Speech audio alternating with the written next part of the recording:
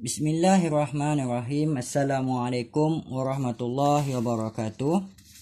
A very good morning to all of you, my student. Good everyone. Let's continue our lesson on the topic of the process in the urine formation. In the earlier class, the process of urine formation we had already learned. We learned about the process of the ultrafiltration that happened at the Bowman's capsule. In the process of ultrafiltration, you learn how does the filtrate is formed. Semua bahan daripada plasma darah or the substance from the blood plasma is being filtered out. Semua bahan tu akan dikeluarkan melalui salur darah menuju ke dalam tubul Bowman's capsule. Dan dalam tubul ini dia dipanggil sebagai filtrate. Saya guna istilah sekali lagi, dalam tubule, inside the tubule of nephron ni, semua bahan tu dinamakan sebagai filtrate. All the substance here is from the filtrate except for two. The first one adalah blood cell, the second one adalah blood protein. Baik pelajar, proses dalam urine formation ini melibatkan tiga perkara: ultrafiltration, reabsorption dan secretion. Sekarang kita akan masuk kepada bahagian yang kedua, iaitu proximal convoluted tubule. So ini adalah bahagian yang pertama yang kita belajar hari semalam, iaitu Bowman's capsule. Dan hari ini kita akan tengok bahagian yang kedua, iaitu proximal convoluted tubule. Dalam bahagian yang kedua ini, proses membentuk air kencing, iaitu urine ni daripada filtrate melibatkan dua perkara. Yang pertama reabsorption dan yang kedua adalah secretion. Dan dia berlaku pada proximal convoluted tubule. Kita tengok hari ini bagaimanakah perkara-perkara tersebut berlaku. Proximal convoluted tubule adalah satu bahagian yang berada selepas Bowman's capsule. So ini adalah Bowman's capsule. So right after the Bowman's capsule ini adalah proximal convoluted tubule.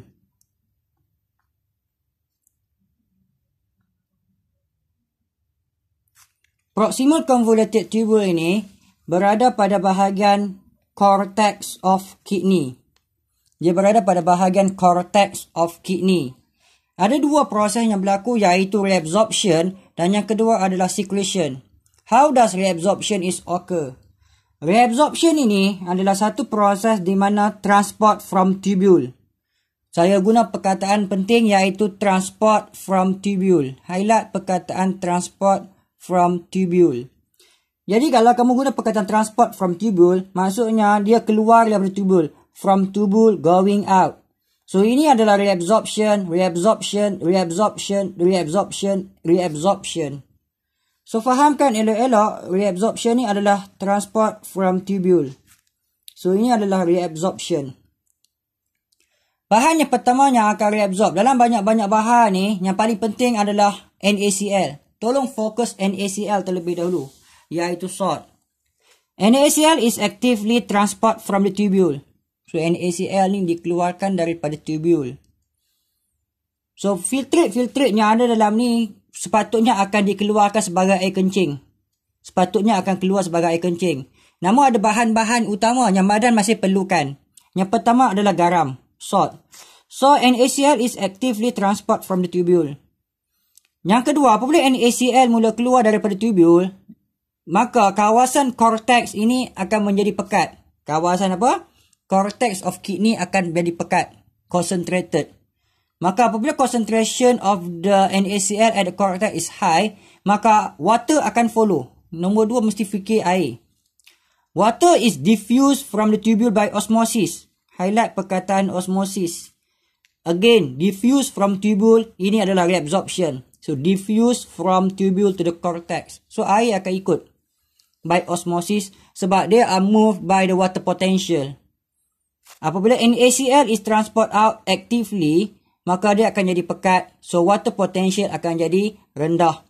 So water will diffuse out by osmosis. Bahan-bahan lain yang akan reabsorb adalah glucose, amino acid, potassium ion. Dia boleh jadi aktif, dia boleh jadi pasif. Reabsorb from the tubule. Jadi saya letak neutral ni aktif, potassium ni negatif, adalah secara pasif. So ini depend on concentration. Jadi apa yang saya nak kamu tahu, semua bahan yang reabsorb ini iaitu HCO3-, NaCl, H2O, nutrient dan potassium ion ni, bahan-bahan yang masih diperlukan oleh badan. Dan dia tak nak dikeluarkan melalui urin. Ni semua filtrate yang akan keluar jadi urin. So bahan-bahan diserap semula untuk kegunaan badan. Selain daripada itu, ada juga bahan yang akan dikeluarkan daripada darah masuk ke dalam urine. Ini adalah secretion. So secretion ni kalau kita nak faham dia dengan baik, dia are transport into tubule. Ini secretion. Bahan yang pertama adalah hydrogen ion. Hydrogen ion is actively secrete into the tubule. Ammonia also secrete into the tubule. Kesemua bahan-bahan ini penting untuk regulation of pH. Regulation of pH. So, apabila hydrogen ion banyak dalam darah. Ini dalam darah, from blood. Daripada darah. Okay, ini dari darah ya. Apabila hydrogen ion ini banyak dalam darah, maka blood can be acidified. So, daripada darah, from blood, they are diffused into the tubule. Masuk dalam tubule untuk dikeluarkan. So, pH darah akan kembali normal. Apabila hydrogen ion masuk, maka ammonia akan turut masuk untuk bentuk ammonium ion. So, kesemua ini penting untuk regulation of pH. Regulation of blood pH.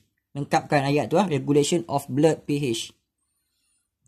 pH of blood. Okay. So, ini dari darah ya. From blood. Secrete into tubule. Ini from tubule into blood. Faham kan dengan macam ni ya? Cara dia. Baik. Selesai untuk yang berikutnya. Kita akan masuk perkara yang C, iaitu loop of Henle. So, daripada Bowman's capsule, kamu dah belajar apa yang berlaku dekat distal convoluted tubule. Sekarang kamu fokus apa yang berlaku pada loop of Henle. Loop of Henle merentasi bahagian cortex dan bahagian medula. Sebahagian loop of Henle berada pada bahagian cortex, sebahagian loop of Henle berada pada bahagian medulla of the kidney. Kita fokus kepada descending limb loop of Henle, iaitu yang menurun. Descending limb loop of Henle is going through, begin from the cortex to medulla. Begin from the cortex to medulla. Descending limb loop of Henle only permeable to the water. Hanya telap kepada air. They are not permeable to the salt. Tak telap pada garam. Oleh yang demikian, H2O. Kalau tengok arrow yang macam ni, reabsorb ke secrete? So, H2O is reabsorbed from the tubule. Reabsorbed from the tubule. Pergi ke mana? They are going to the cortex. Dan daripada cortex, masuk ke dalam darah. What happened to the filtrate? Dalam ni filtrate. Apabila H2O mula keluar, filtrate ni daripada sini sampai ke sini, dia akan jadi concentrated. Air makin keluar, maka dia makin pekat filtrate tu. Oleh demikian, apabila makin pekat, istilahnya osmolarity. Semakin pekat benda air itu, osmolarity dia juga semakin meningkat. Osmolarity of filtrate juga increase. Oleh demikian, H2O is conserved. Highlight perkataan H2O is conserved. H2O ni sepatutnya keluar sebagai air kencing, maka dia akan reabsorb untuk simpan air. H2O reabsorb into the cortex dan H2O daripada cortex masuk ke dalam darah. So H2O disimpan dalam darah. Berbeza dengan descending limb loop of Henle. Berbeza dengan descending limb loop of Henle, ascending limb loop of Henle membuat perkara yang berbeza. Ascending limb loop of Henle akan going through from the medulla to the cortex. Medulla going to the cortex. Kalau descending limb loop of Henle permeable to the water, ascending limb loop of Henle only permeable to the NaCl. NaCl is reabsorbed from the tubule. NaCl reabsorbed from the tubule. Pada bahagian thin segment, ini thin segment, NaCl is passively reabsorbed. Pada bahagian thick segment, NaCl is actively reabsorbed. So, fahamkan kat dua-dua ni. Ada thin, ada tick. Mana yang passively, mana yang actively reabsorb. Apabila NaCl is reabsorbed, what happen to the filtrate? Filtrate become dilute. Filtrate become dilute. So, garam keluar. So, bila garam dah keluar, dia menjadi dilute, cair ya. Nampak cair. Medulla become concentrated. Bila dia keluar ni, medulla, kawasan medulla ni jadi concentrated. Penting untuk medulla ni concentrated sebab NaCl akan masuk ke dalam darah dan darah pula akan jadi sedikit pekat untuk menyeimbangkan reabsorption of water. Saya harap kamu masih ingat lagi macam mana diagram ini dicipta. Kamu masih faham keadaan loop of Henle ni ya, semua pelajar ya. Pada kawasan loop of Henle ni, dia dikelilingi oleh salur darah. Okey, salur darah yang keliling loop of Henle ni loop of Henle yang warna orange ni, dikelilingi oleh salur darah warna purple, dipanggil vasa recta. Kalau water is reabsorbed daripada loop of Henle, maka water tu akan masuk ke dalam vasa recta. Begitu juga kalaulah NaCl is reabsorbed, NaCl juga akan masuk ke dalam vasa recta. So, water reabsorb untuk disimpan dalam vasa recta, NaCl juga reabsorb untuk simpan dalam vasa recta. So, ini penting untuk menjadikan air kencing tu pekat bila turun dan air kencing tu cair bila naik. Dan saya nak kamu fokus kepada kawasan proximal convoluted tubule. Proximal convoluted tubule tadi kamu belajar reabsorb NaCl, reabsorb juga water dan juga reabsorb pelbagai nutrien lain. Semua water, NaCl dan nutrien tadi reabsorb daripada air kencing, daripada filtrate untuk disimpan balik. Dan disimpan dalam peritubular kapilari, simpan dalam darah. So, nutrien, water dan juga salt tadi simpan balik dalam darah supaya dia tak hilang dalam air kencing ya. So, ini dekat proximal convoluted tubule. So, proximal convoluted tubule dikelilingi oleh peritubular kapilari. Loop of Henle dikelilingi oleh vasa recta. So, semua salur-salur darah tu saya tak tunjukkan dalam diagram ini ya, supaya tak merosakkan konsep asal kita. Kita nak belajar water is reabsorbed, NaCl is reabsorbed. Kawasan ni, water is reabsorbed at this region, supaya dia tak rosak.